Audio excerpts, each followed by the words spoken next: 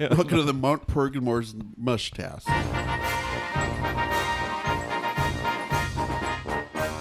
Greetings and welcome to Mount Rushmore Podcast. My name is Jeff, and I'm joined as always by my good friends Michael. Hello. And Richard. Howdy. Michael and Richard, I hate when Jeff does they this. don't like each other. They don't like each other's ideas. They like each other as individuals, but all the things that they think and say put them in conflict with each other on the various topics that they discuss. And this week is no different, as they discuss the Mount Rushmore of soundtracks. Richard, you thought this, that you chose this, right? So, Michael, why do you think Richard chose this? Well, okay. A few years ago. A little bit of history on this one, yeah. A few years ago, I had a party at my place. I think it was my birthday. And I got into an argument with our friend, Tim. And we were discussing the best Disney movie of all time, like animated movie. I was drunkenly arguing for Song of the South. Animated. Although there's an animated character in there. Yeah, whatever. Tinkerbell 3, Secret of the Light, That's straight right. to DVD. That one won. And I think he was looking at the Jungle Book, which was on my bookshelf of DVDs. And I was declaring that, of course, the Jungle Book is the greatest Disney animated film. And was drunkenly. We were all drunk. You were very drunk. Yeah, well, it's my birthday. And he had declared that The Lion King was the greatest Disney animated film. Spoiler alert, it's Song of the South. There you go. So flash forward like a few months, and somehow we decide, Tim and I, to create like this Facebook group. We called it like Disney Bracketology. And on the group, basically we ranked all of the films. We set them into like 4 different regions. It was kind of like right around it was March. So it was like right around March Madness. I think we were kind of, quote, capitalizing on that. And yada, yada, yada. The Lion King ended up winning. We went through this whole thing. It's weird, which is fine. Once every... By the way, it's not the best. It's not even close to the best. Shouldn't even been in the Final Four, but it's fine. Well, the bracket proved it right, that it was the best. Well, you set the bracket was set up weird. I think you had something else get knocked out somewhere else that would have beat it. But anyway... Can we get rid of this guy on the show? This is still justification for why Richard chose this category. Yeah, we're gonna eventually get there. So come back to it. So after this Disney bracketology thing came and went, which I still get people requesting to be added like every 6 Facebook months. Group? Yeah, and it's very strange. Do you send them to our Facebook group instead? No, damn, I should. We had some other friends who wanted to take the ball and run with it and do like a Disneyland rides thing. Oh, they failed, utter failures. Our friends, Patty and guest of the show, Paul Lurie, who they dropped the ball. So Richard and I were like, okay, well, why don't we change it from being like a Disney thing specifically to being like a bracketology thing in general. And we were going to do like superhero movies, but then we just kind of scrub that. And we eventually settled on soundtrack albums. And we set them into like 4 different categories. They were the period-specific films. So like a film like Stand By Me, where the music it didn't matter when the movie came out. Right. It was like it was like a 1950s movie, so the music was from that. The next one was musician-based movies like The Graduate. No. Like Prince and or like Hard Day's Night. Yeah. Some musical. So basically films about an art like Eminem's 8 Mile. Yeah. Films about that artist in a musical context. That was one of the categories. That's 2. The next one was like current, so just like any movie that puts out an album where the music is in and around that time.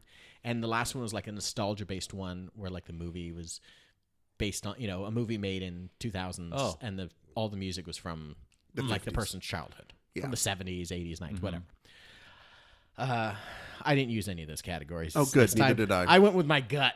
Oh, boy. Is this what led you to choose this as a topic? Yeah, for us I think we knew that we'd already talked about this and failed kind of. And I would almost argue that us trying to do this in some way kind of led us to the podcast. Yeah. I think there was some sort of it took a couple of years. This is kind of complicated. Why don't we just do 4 of them? we put in all the work. Easier. We put in a bunch of work and just we did it. You were refining the question when the fun is getting the answer, perhaps, or I think part of it too is brackets become hard because then you feel like you need to do 4 categories to do regions. Yeah. And like even for this, the regions were starting to get kind of nebulous. I did like a couple of my choices were just from the same category, and I was just like, well, these Yeah. are too good to Yeah. limit. And I get, that's the fun of like having like a group or like mass voting is ultimately kind of like the cream rises to the crop, and all of like, it's, the kind of the shitty soundtracks kind of fade away. Yeah. And you're like, oh, I like this one, but like, listen, nobody likes the About a Boy soundtrack but me. Right. So So my first pick, by the way. are they Wait, it's not your pick. Are I these would start first. for the listener? I guess you can start first. No, I don't I actually won't care. start. I won't Li- start. listeners, okay, come back now, listeners. If you were gone, come back. It is right before we jump off. Are these scores or soundtracks? Yes. There was for this episode we didn't. There was no specific Right. criteria. So one of mine is music only.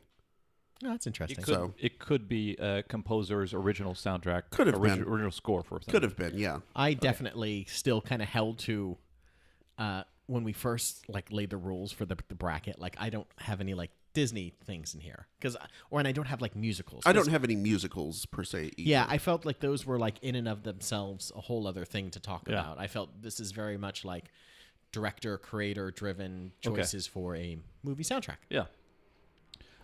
My opinion on Jungle Book, however, is that I love the story that a human child is abandoned in a jungle full of drunk jazz musicians from Las Vegas. Kind of like my childhood. Like, Honestly. God, that would be so amazing. Okay, Richard, you chose the category, though. That means Michael's first. Okay.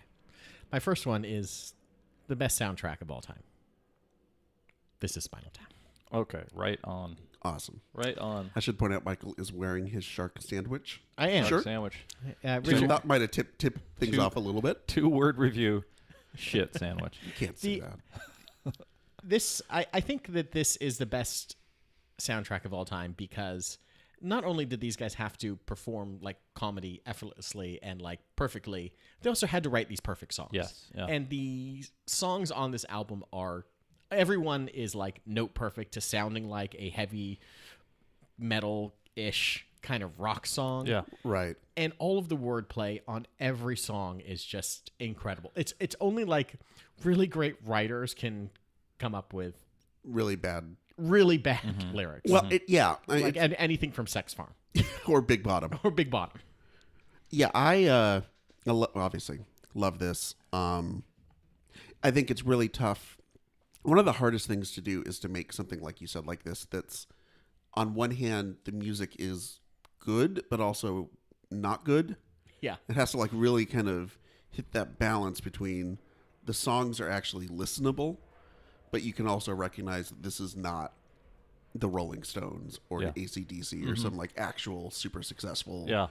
hard rock metal band. This is a band that's really reliant on all the tropes of the genre. I fell into the question of whether to put this on there with actually an argument with Paul Lurie. He questioned why we didn't include Clue on like our ensemble comedic movies. Well, we'd already talked about Clue. That was my thing. And we'd already talked about it recently. And we'd already talked about Spinal Tap recently. But at the same time, it was like, well, how do we treat these things as kind of like individual things? Yeah. But then, within the context of the same season. But I was like, fuck it. I think that this album is so fun because they not only they were able to kind of write songs for like their past selves as well, with like the Cups and Cake song and Flower People. the flower people and Yeah. Give me some money. give me some money. And like there was just like I think they also tend to be really listenable as an album. You can put it on and listen to the entire thing. Yeah. You're like, this is fun. It relives the movie, but then at the same time, it's like just a really fun, loud album. All right, good start. Michael, Richard, what's your first choice? All right, to run the risk of becoming, well, I shouldn't say run the risk. As you guys know, we are the Paul Simon podcast of record.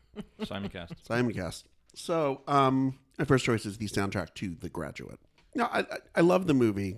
I didn't realize until doing the research, I think maybe I knew it, but I didn't know it, that everything except for Mrs. Robinson, the title, the song, was actually stuff that was just taken from their first two albums together.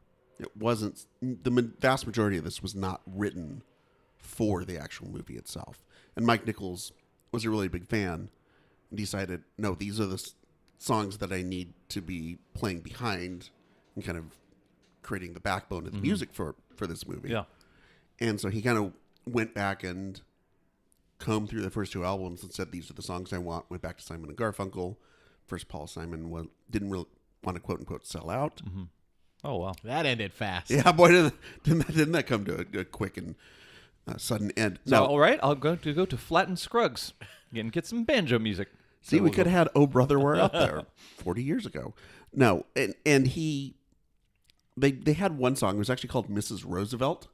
Oh, They hadn't had the lyrics for it yet, but they had that the chorus. And they knew that sort of like some sort of 3-syllable name. And as Mike Nichols was talking to them, I guess Art Garfunkel said something like, "Hey, why don't we do that Mrs. Robinson song?" And because they just knew it was a miss something with 3 syllables.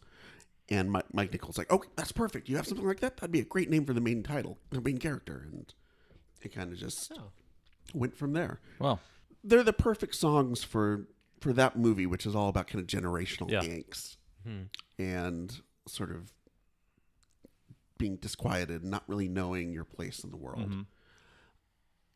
And that's kind of what the Simon and Garfunkel songs that they chose kind of speak to that very purposefully. Even a song like "The Sounds of Silence," which plays over the end of the movie after, they've escaped the wedding and they're off on the bus, and suddenly there's this realization of, Oh no. oh crap, what do we do now? Sounds of Silence is the perfect song to be playing over that, because it's not just lyrically but also musically. It is at once, it's a folk song, so it's got some peace to it or some tranquility, but also at the same time it's kind of eerie in its own way. There's the guitar parts. It's not, it's disquieting. There's something about that feels off and not quite right. And I think that wound up being the perfect symbolism for what's happening at the end of the movie. Yeah, it's not, kind of on reflection, it's not like a happy soundtrack. No, it really isn't. And it's not a happy movie. Yeah. I mean, I think that's when people look back on the movie, you think about certain scenes, right? There's the iconic scenes. There's the "Are you trying to seduce me, Mrs. Robinson?" There's the ending scene. There's plastics, all that kind of stuff. The underwater pool scene. Yeah, yeah. But the majority of the movie is just this character just sort of being adrift in the woods. He's just out of college. He doesn't know what he wants to do, and he's kind of just mimicking what would happen to that generation, certainly as as we got deeper into the 60s and then into the 70s. And look, Mrs. Robinson's a fantastic song, even though I don't really know what it's all about. It is. It's one of those songs where the lyrics don't make any goddamn sense. yeah. But in the context of the song, or in the context of the movie, they work perfectly. Sure, yeah. It So- does have the description of suburbia and an individual dwelling in that, kind of like I think Mother's Little Helper, the Rolling Stones song. or a Pleasant Valley Sunday. yeah. Yeah, there's a lot of that going around, this sort of like being stuck in like a dystopian suburbia. Yeah. Thank God we don't have that anymore.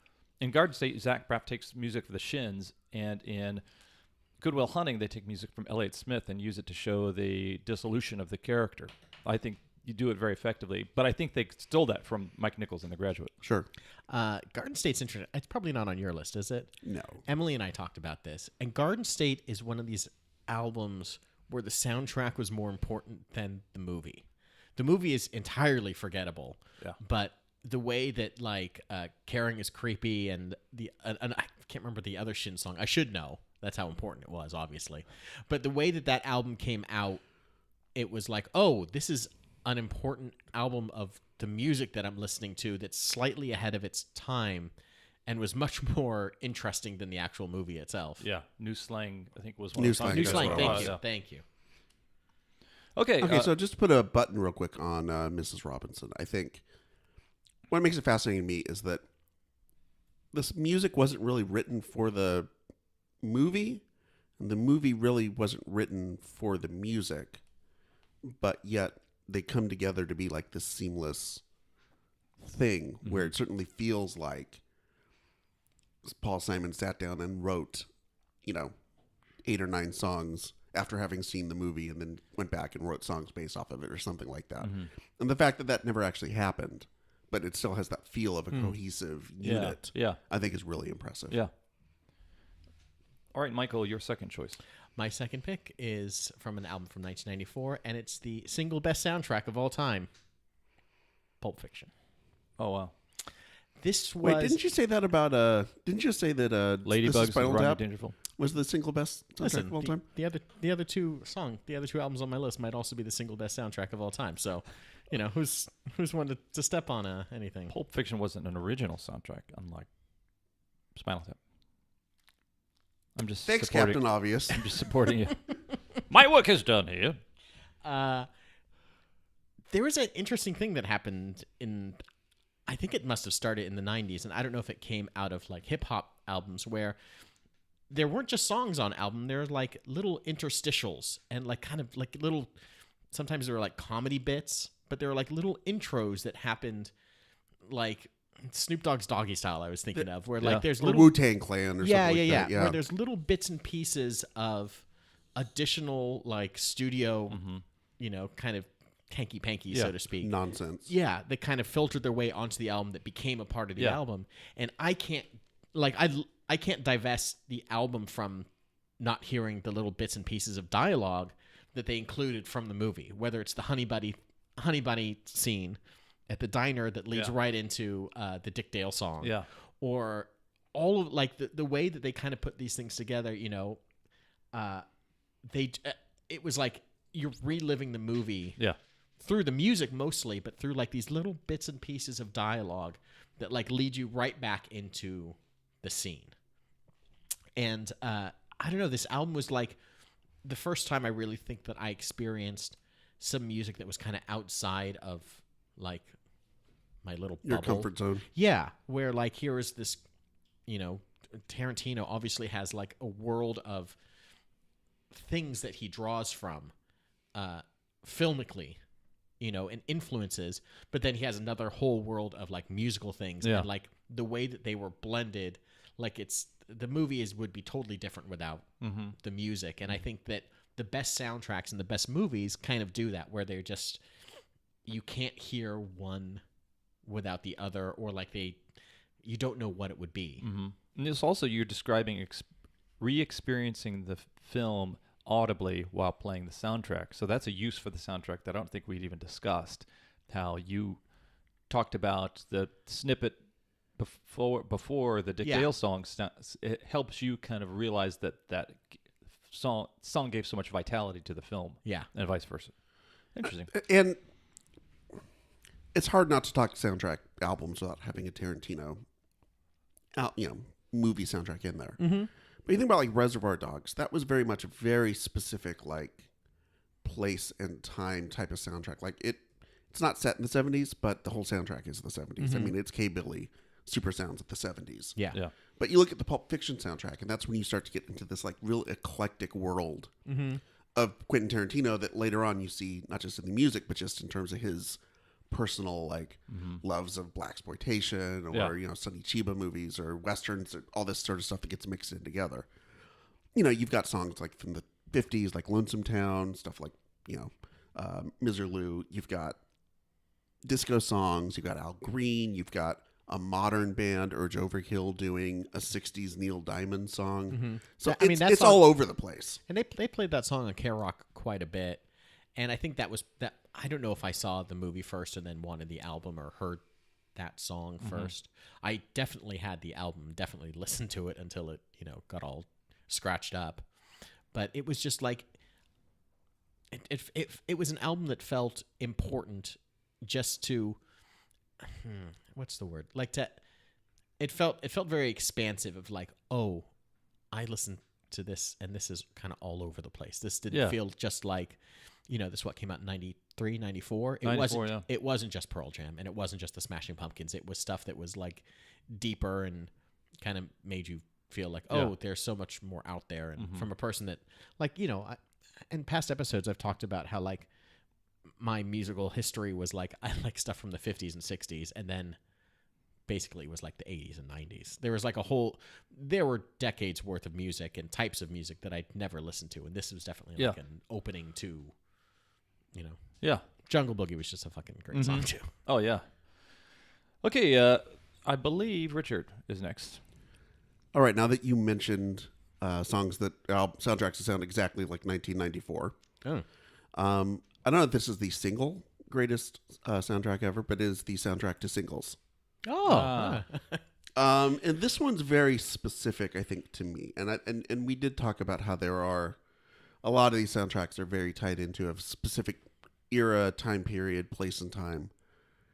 And I think a lot of that may play into either when the movie came out or the era that it represents.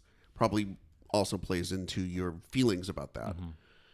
And I mean, this is basically, this is my very specific high school place and time. Yeah. I mean, it came out when I was junior year in high school, probably. It's the bands I was listening to at the time. Mm-hmm. Even though the movie itself was probably set for, a slightly older generation. It was made for guys who are probably just out of college, early to mid 20s, maybe let's say in their mid 20s. So I was a little bit too young for it to be targeted to me, but certainly from a musical and a soundtrack standpoint. It's so funny. I was married then to my first wife and wishing I was single. I remember thinking that movie probably was targeted toward me from an age standpoint, but not from a life standpoint. I was like, but maybe it should have been. Maybe it should have been. No, so it's a movie that maybe wasn't targeted to me from a personal standpoint, but from a soundtrack standpoint, musically, it's right at me. Now, also, by the way, shout out to The World's End, by the way, the Simon Pegg movie, which if you were actually to make a movie that was closer to my musical life in my mid-20s, early to mid-20s, that got it perfectly. So that was the movie that, in retrospect, came back and sort of, 20 years later, looked back at what was the stuff that really kind of sounded like 1997. And it's interesting because a lot of those time and place albums, it's sort of, you sort of have the ability to go back, like American Graffiti. It's retro, it's vintage. You have the benefit of time to look back and say, okay, what are the songs from the 50s that held up? Yeah. What are the songs that, really have stood the test of time? And you can't do that when you're trying to take a very specific snapshot of a time and place. I think that is a very interesting thought. And like one of those things that happens when you see a song like All Star by Smash Mouth and you're like, how is this just the most popular thing and in like a multitude of soundtracks? Right. Like from Mystery Men to Shrek. I'm sure it was featured. Howard's End, Room with a View. Right. Schindler's List, I believe it was, yeah. Oh my God, we both went to March of the Penguins. It's so funny when like these very iconic songs at the time seem so big, and then you're just like, you look back with them 15 years later, and you're like, oh my. They're like those Jinko pants or whatever. Yeah, Zubaz or something. Or they're now you would use All-Star, but in an ironic way. If Sure, you're trying to do that's a great something point. about the mid-90s, it's very specifically of that era and like maybe not a great way. Yeah. So, and again, Cameron Crowe, somebody who is well known for using, former music journalist, somebody who, like a Tarantino or Simon Pegg or a couple of other directors who I think may come up later, are very well known for integrating modern music and past music into their movies and making them almost like another character. And in terms of getting sort of a real specific snapshot of a time and place, that grunge scene of specifically Seattle in the early to mid 90s. I mean, you've got Alice in Chains, you've got Soundgarden, you've got Pearl Jam, and by the way, I think my favorite Pearl Jam song is State of Love and Trust, which is on this, which I know is not like a super popular song, but I just think it's a great song. Well, it was one of those that never made it onto an album, but was like a pretty. It felt like Good you were. single, It felt like you were getting something special with some of these songs. I mean, Would wound up being a pretty big success, and so did Nearly Lost You. That's a crazy thing, and you don't see it all that often, or at least maybe I don't recognize it, or I'm not paying attention. But it's like when the biggest single in the world was like from a soundtrack album. It almost Like will that- not happen ever That again. doesn't feel like that is like Yeah, I like keep The thinking Bodyguard, I Will Always Love You, or something. of. Well, I'm like thinking Right. of like Batman Forever yeah. and like With you two? the U2 Love Me, Thrill Me, Kiss Me, Kill Me, and the Or Kiss from a and Rose. Kiss from a Rose. Like those were like huge songs Yeah. at the time, but they weren't on any albums. They were just on. You had to buy the Batman Forever soundtrack. Yeah. Good luck to you on that. And so you had all that, and it was like this mix of like the real heavy stuff. You had whatever Pearl Jam's doing. You've got, even though he wasn't from Seattle, you had Paul Westerberg, and that's why I originally was interested in the album, because it was the first two songs, solo songs he did after the Replacements came out, and they were more of these kind of poppy, alternative type stuff. And then you had this couple of songs that sort of go back to Seattle's musical past. You had essentially, I think they're called the Love Mongers, but it was essentially Heart doing a cover of a Led Zeppelin song. And you had a Jimi Hendrix song in there. Yeah. So it was kind of this love letter, not just to a time, but also to a very specific place. Yeah. It was like I never didn't go to see. I first went to Seattle like '97, I guess. So it was kind of after everything was dying out. So I didn't have a particular affinity to that. Yeah. But being of that age at that time, you just sort of had an affinity to that world, even if it would be almost like, I guess, growing up in the '60s and thinking about Liverpool. Oh, yeah. Or something like that, right? And you have or swing in London or something like that. Yeah. Where you would have an affinity for it and a real feeling for it if you grew up in that era, even if you're a kid in the Midwest who is never going to get out there. Uh-huh. Well, cool choice. So we are at our halftime, and before I get to the part where I ask you to download, rate, and review all of our past episodes, I'm going to do the part where I let you know that we've got an incredible opportunity for you, the listeners of the Mount Rushmore podcast, and that's because Audible is offering a free audiobook download with a free 30-day trial to give you the opportunity to check out their thing. And maybe you could check out Traveling Music, the soundtrack to My Life and Times by Neil Peart. That's right, Neil Peart, the lyricist. Oh, that's him. There's 300 drums on a kit right here. He is he just carries around with him everywhere. That's this right. Giant drum kit that just circles him. So you can download and listen to that while you walk and talk and rock and drive and garden and all that stuff, or while you practice your drums. Keep going, Neil. And Katy Lee on the bass. No takers. Okay, I knew Richard. Double duty.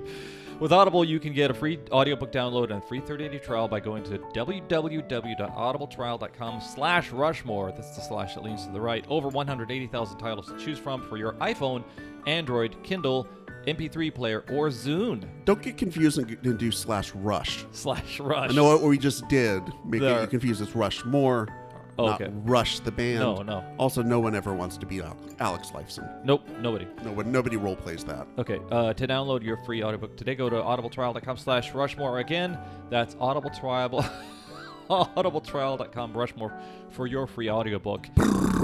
And, if you're going to iTunes to get some soundtracks, you might as well go to the podcast part of iTunes and download to your player the past episodes of the Mount Rushmore podcast. And now that you're in there, you might as well click on some stars and type some things that say how good you like our podcast, or do that in Stitcher or Zipper or Zapper or whatever else. Yeah. they do that. How good you like our podcast, everybody? How good you like it. Okay, how good I like these guys. I get to talk with them every week about cool stuff. And we're back and we're talking about soundtracks. And Michael's going to tell us his thought. Before we do that, I'm looking. You got a couple of guitars in here. Yeah. Then you also have just like an axe leaning against the wall. Axes and a literal axe. He is an axe man. What is it? An axe man on many levels. What is this third axe for, my dude? It was a Halloween costume. Remember Okay, last yes, week I was yeah, talking yeah, about my Hey, Patrick Jason- Bateman. Patrick Bateman. There you go. costume. You're Jason Bateman. Jason Bateman costume. Okay. All right. My Sorry. third choice Uh-huh. might be the best soundtrack of all time. Maybe. geez. Possibly. 1996's Trainspotting. That's a good one. That's Oh, also wow. a very good specific place and time. It is. one. And I think that was part of one of them that I want on my list that felt very much of the age. And, even though like the first song and the most iconic song from that, album, Lust for 25 Life. years old. Yeah, it just like when that song kicks into gear and you just, it kind of leads into the Britpop-iness of that. Britpop penis? That's your other podcast. I don't know where. I mean, Jarvis Cocker's cock. Where do you go from there? I don't know. This was an album that was so good that they released a second version of the album as like. Oh shit, they did. They did like the Trainspotting. Trainspotting or something like that. Basically, they're like, "Hey, you loved all the music from Trainspotting, the album based on the movie. Here is the music that we couldn't fit onto the first album, and that also kind of inspired." Yeah, the more Trainspotting. There's a few that do that. That's a good sign whenever you hit the. Yeah, we're trying to we're trying to cash in on the success of the soundtrack to the movie. There was an album that was like, I think Forrest Gump was like that, where they put out an album that they just had too much music in. Yeah. Big Chill might have been like that too. Where like they're just kind of like, okay, we know the soundtrack is as big a hit as the movie is. I think that's what happens too, is that they're like, oh my god, we didn't realize that the soundtrack was gonna outsell this Danny Boyle movie. Mm-hmm. Right. That happened with Singles, by the way. Singles was kind of a flop commercially. I mean, we can look back on it now and sort of feel good about it. I took my first date I ever had, by the way, not to hijack your story. You just got hijacked. Yeah. You got Manfredi jacked. Save it for Penis Cast. First date I ever this will play in. First date I ever went on. I took A girl? a girl to see dinner and a movie, and the movie was Singles, which was great, except for that one scene where they're having sex and Odin Polonese comes on, or Xavier McDaniel comes on the screen from the basketball game to tell him not to come yet. Yeah. That's an awkward scene for your first date. Anyway, please proceed. I think we're way off topic, but like the music in, I think a lot of the choices that I have so far, where is the music can't be kind of divested from the film. Mm-hmm. You know, it's hard to not think about like the closing track, Born Slippy, which is like this, you know, kind of this club song that kind of finishes out the rest of, you know, his big Trainspotting speech, the be happy, be I'm going to butcher it. I can't think of the things that he says that at the end that Is it Don't Worry, Be Happy? His choose life, his choose like, you know, that kind of runs through it. And it's interesting to see the movie go from you know, kind of this punk sort of influence through kind of this Britpop influence and end on this kind of club influence. And it kind of almost is an evolution of the music scene in England at the time, to see it kind of go through that and go through New Order and go through Pulp and end with like this, you know, basically club music took over by the end of the 90s and everything went to trance or yeah. I thought about the Trainspotting soundtrack, and I guess for me, I just didn't have a connection with that last phase of it. Mm-hmm. Like I just never was into the tricky, you know, that dub or what, you know, that style of music. Me neither, but like, you know, anytime you can get Pulp on an album, I'm pretty happy. That was one of the speaking of like films that act as travelogues and soundtracks that help transport you to that place. That was one of the first. Is it Glasgow? Or I think where does it take place? Like that was one of those first. It's in Scotland. Scotland. Like maybe it's Edinburgh, or is it Glasgow? Yeah, I don't feel like it's Edinburgh because they had the last scene they play at the Fringe Festival. The Fringe Festival, yeah. That was one of those things that's the music does help transport you, like because you can't be in all these places, Seattle. That's true. And that I remember feeling like, oh, I kind of got a little bit of an insight on what that culture is going to be. So that was a cool, evocative choice. Richard, what's your third? Another place you can't be, Liverpool, as we discussed. Oh, wow. And I went, in terms of I had several Beatles choices, obviously, to go with. I went with Hard Day's Night. Oh, wow. And look, Help is the best collection of Beatles songs on any of their soundtracks. I actually won't, hard to argue that. But I think Help is also less of a actual movie itself. Yeah. Like it's more just a collection of Beatles vignettes, music videos, basically. And it's a genre parody too. Yeah, there's genre parody. There's not really a plot that kind of works at all. It's just sort of like, hey, the Beatles are skiing. Yeah. Now they're in Jamaica. It's more like a Ruddles movie than it is like a Beatles movie. But Hard Day's Night's a much better movie. And I think that music is a perfect reflection of what that band was sort of like in that very specific era. It was kind of when they were at their most charming, Yeah. their most chased around, their most almost raw's not quite the right word, but like they hadn't been they hadn't quite gotten jaded yet. They hadn't quite gotten good enough yet. No, they hadn't gotten LSD yet, I think. Or Dylan yet. Or Dylan yet, yeah. Well, I think what happens is if you look at Help, musically that winds up being the link to, if you want to call it like the golden era of the Beatles, like the classic. You know, that's sort of musically that's where they're getting into Dylan and getting into smoking pot and all this stuff. And it winds up being the link to like Revolver and Rubber Soul. But I think if you look at Hard Day's Night, that's really like a transition point away from like the first few albums that were these very like you said, more raw, almost garage bandy, you know, a lot of cover songs. You know, a lot of songs are covers of either like old soul songs or rhythm and blues. And they're starting to create their own musical language that's not necessarily based on just on the... It's not based on Chuck Berry. It's not Motown. Yeah, not just trying to recreate songs that they love. It's actually them trying to create something new. A new sound. Yeah, I mean, if you listen to like a lot of those songs on the Hard Day's Night album, you can draw a through line between that and like the Byrds or any of these other folk rock, you know, the band, a lot of these other folk rock groups that kind of came out in the mid 60s. I mean, George Harrison, I don't know if that's the first time like someone played a 12-string guitar, you know, in a kind of a rock setting. But certainly that kind of sound he was getting from it, you look at the Byrds and like Roger McGuinn. I mean, it's pretty linear to see where they got that idea from. I love this film, and I love the fact that there's a lot of ballads, and there's a few ballads, but there's mostly high energy love songs, and there's no love story per se in that. The guys are kind of carted from a car to a bus to a plane to a car to a train to a this to that, right? And then women are part of this tapestry that they're exists in the behind background. them. They're in the background, but there's always these great love songs. I want to be your man. I should have known better. If I fell. Well, the best musical sequence from that is actually This Boy.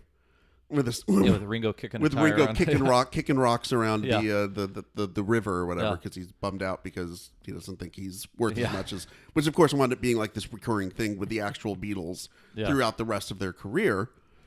But it's just this great little scene of Ringo like acting like seeming like a 10-year-old kid, like skipping rocks and feeling bad for himself. Yeah.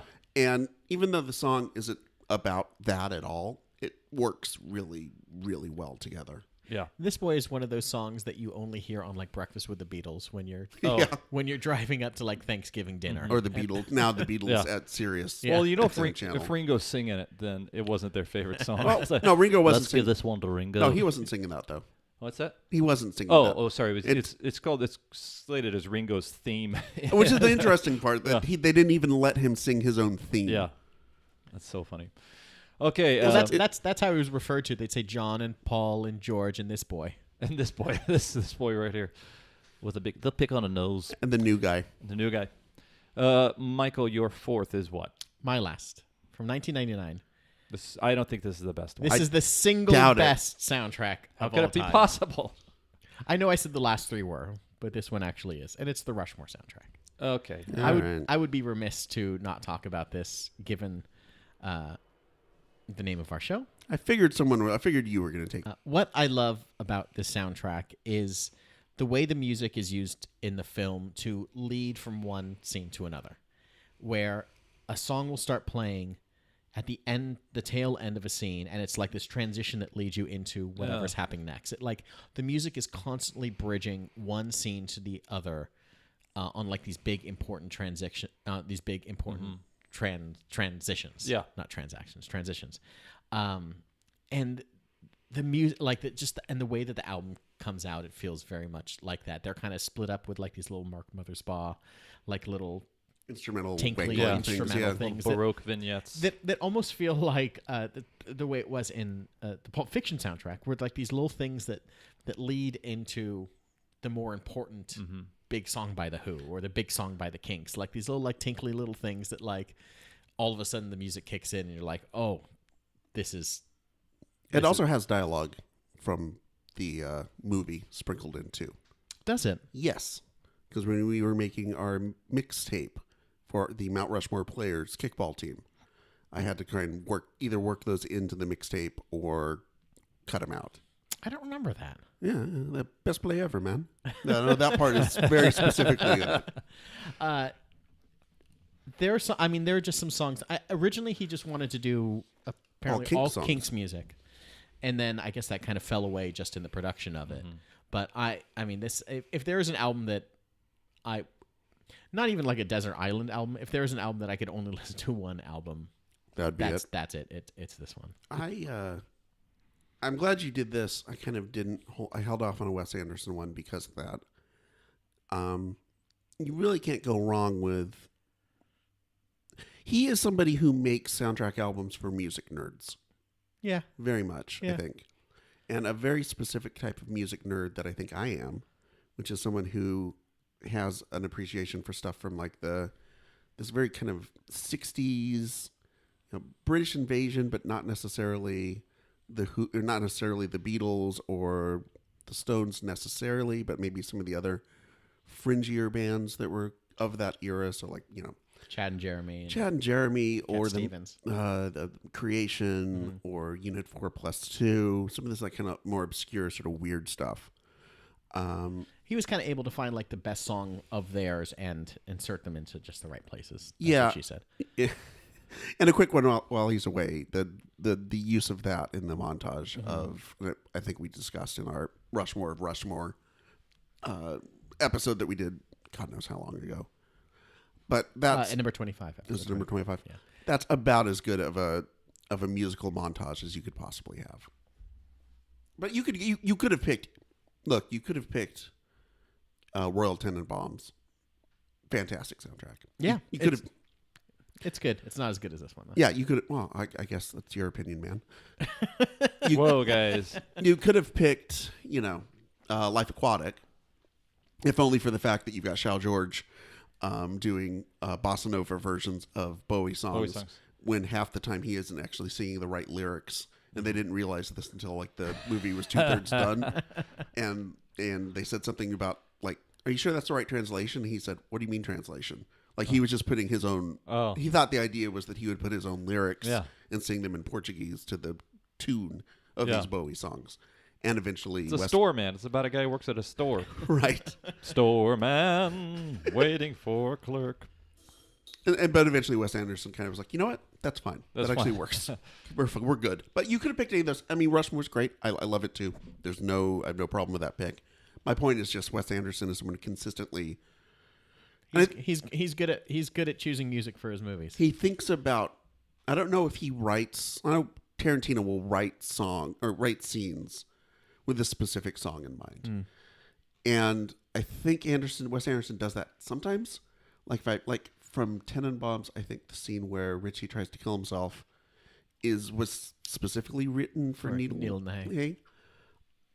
And and it's a very tough thing to do.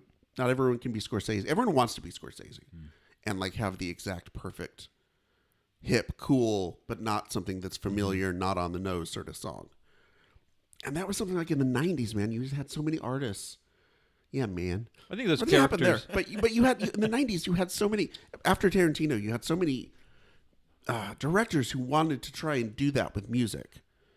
Wanted to try to make music. Oh, well, do what Tarantino did. We'll come up with a soundtrack that's.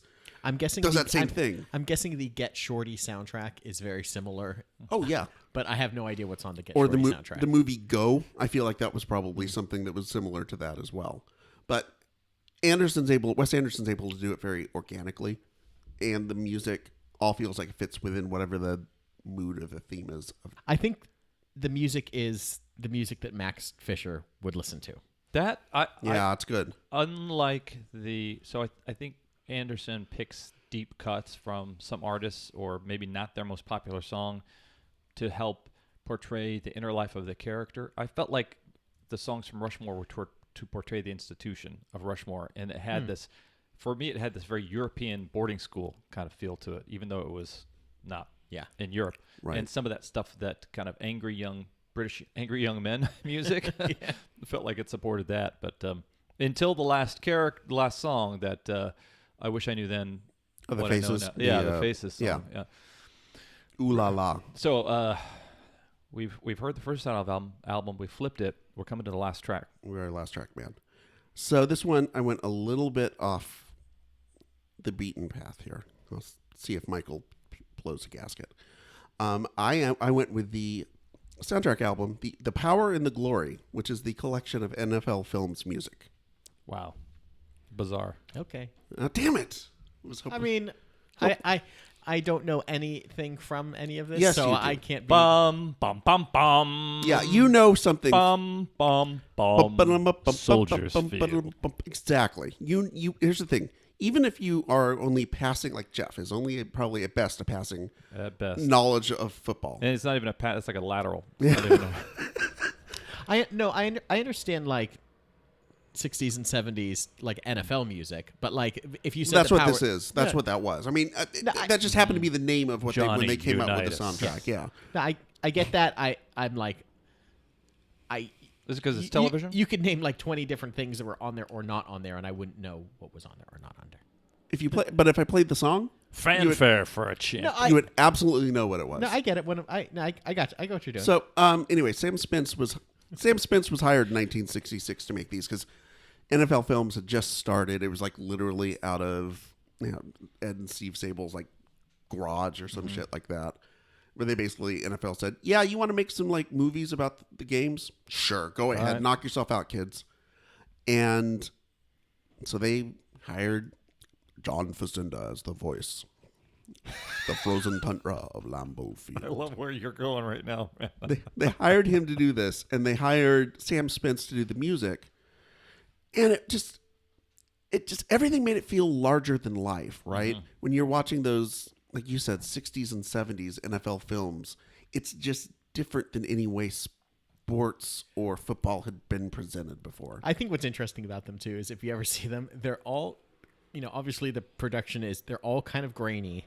Yeah. And they're all giant men running into each other, and they're all slowed down enough that it's not real life, and that all feels like more monumental than what's actually happening. Yeah. It's like watching like waves crash on a beach, but in slow motion, but then with this tremendous music. Oh, like, it's getting hot in and here. this bombast over it. Yeah, it's what you would picture like, a gladiator film. You like gladiator films, Johnny? Yeah. It's what you would picture, that sort of like depth of grandeur. I And thought like the said- look too reminded me of Mutual of Omaha's Wild Kingdom, where a possibly. lion is chasing down a gazelle to devour it. It is definitely presented as a life or death thing, Yeah. and which we know about concussions now probably kind of was, but not just it's something more than just like a baseball game, or if you go to the baseball game, it's like, if you watch a movie about that, it's all kind of like very upbeat and da-da-da, or even the way football. I want to ask you an honest question. You have to answer honestly, and if you don't, What size is your dick? my question is not that. My question is, would you listen to this outside of watching? Or no? Yes, I would. And have you? Yes, I have. Okay. Yes, I have. Why is that pertinent? I don't know. Because we're talking about soundtrack albums. We're not I talking think it's about a fair the soundtracks question. to movies. Okay. We're talking about things that, like, in theory, you're going to go buy an album of this and listen to it, or whatever. That's. I guess I'm not saying it's not important to the production and to the actual thing that's on there. My question is whether, like, you would actually sit down and say, like, oh, I can't wait to put on the Raiders. Well, so two answers to that. Directly, Fuck and you. Well, that's a good answer to comeback. that. I believe I let Jeff speak for me there. Like I know that your musical taste definitely vary wildly from mine at times. We've rehashed the John Zorn thing over and over. Oh yeah, John Zorn had a soundtrack album. Oh shit. No, I didn't. But like NFL Films presents John Zorn. Like concussion syndrome. Like I definitely have owned like the soundtrack to Star Wars and all of those. And that was my point. Yeah, I was just curious about like whether this one is actually something that you've sit down and been like, time to put on the old NFL classics. Oh yeah, I mean I do, and I have, and I think it's very similar to that. I would almost say, look, I don't know if John Williams knows anything about football, has ever seen NFL films, movie before or anything like that. I don't know if he has any familiarity with the music. But I think in terms of that kind of style of music and the type of grandeur that John Williams brings to his songs that he does when he does soundtracks, like you can pick out a John Williams soundtrack song pretty clearly, and usually it's because it makes things sort of larger than life and brings a real sort of, epic scale to it. And I think in their own way, that's what these NFL film songs also accomplish, right? So I actually see some similarities between, someone sitting down saying, "Bro, I love Jurassic Park," and I can go ahead and listen. I can listen to the soundtrack of Jurassic Park by itself. Yes, partially it's because if you listen to Jurassic Park, the soundtrack by yourself, it's also evoking some of the scenes from the movie. Like you're more likely to listen to it if you've seen the movie versus if you've never seen it, right? And you're going to get more out of it. Yeah. And that's partially what we're talking about, I think. Yes, these track albums generally have to stand up on their own, but I think the best ones stand up on their own and also accomplish whatever it is that the filmmakers are setting out to accomplish. Yeah. And I think just the timelessness. My Sarah knows a lot of these songs, and she is probably about as much of a football fan as you are. But like, they're in pop. They're so embedded into popular culture now. A good friend of mine, one of my best friends from high school, wound up working on a series of ads about 10 years ago. Do you remember the Burger King ads where they would superimpose? They would have like classic football plays or recent football plays, and they would have like the NFL films footage of it, and then they'd have the giant Burger King weird king guy. Like instead of Steve Young, it's him like running around the field, and they would, and he worked on that as a kind of, I think he was a motion cap guy. But what made that work was the fact that it was set to these like classic NFL films, boom boom boom boom boom boom boom boom, as like Steve Young's like stumbling around trying to make a touchdown. So it's soundtrack music that has become so embedded in our popular culture that it's as much as like this John Williams do, and they both kind of interesting. Also, they both, I think, gained a bit of a reputation for, let's say, having homages to other composers' works in their songs. So, but full on ripoffs. Yeah. Oh, you said that, not me. Lawyers. That was Jeff Hopkins said that, but I just think overall, I mean, it's very specific, unique music. Yes, I would listen to it on its own, but also it very much evokes a certain affinity for me for watching those old NFL films, Football Follies, whatever type stuff. Yeah. Cool. Awesome choice. I think this is all kind of academic because we haven't heard the Murder on the Orient Express soundtrack yet. Fair enough. Yeah, I bet that's going to be good. Okay. So guys, thanks so much for putting your heart and soil into this. Heart and soul. Because that was such a fun category because it crosses over all these different things that we talk about all the time on the podcast, which is like music and film and stuff like that. So it's really hard for me to make a choice because I felt like you guys covered a lot of the same territory, like soundtracks that are used to move plot forward and create cohesiveness between scenes in a film, but also things that score elements and songs that are used to show the inner thoughts and life of a character, or in some case, make characters where they weren't. In football at that time, football hadn't been around that long, hadn't been lauded as America's sport, and that score that was written for the NFL films gave so much story and drama to something that hadn't really been treated as drama yet, which is sports. So I'm going to pick that one to start off with because it was a risk. You took it and you nailed it. The Power and the Glory NFL Films Collection. There's the sound effect. And since I love this movie, I'm going to pick A Hard Day's Night. Richard, you get a point there because that's one of my favorite movies. I put it on when I'm feeling blue. But I definitely agree with Michael on both Pulp Fiction and Rushmore. Spinal Tap's amazing, but you're going to get points each for Pulp Fiction and Rushmore because they both did a great job of giving an additional layer to the cake that the filmmaker had been baking, and giving it the film a whole other life that transported it above just a regular story. So this has been the Mount Rushmore of soundtracks. Guys, the record's over. We're getting to the end. I've been Jeff. I'm Richard. I'm Michael.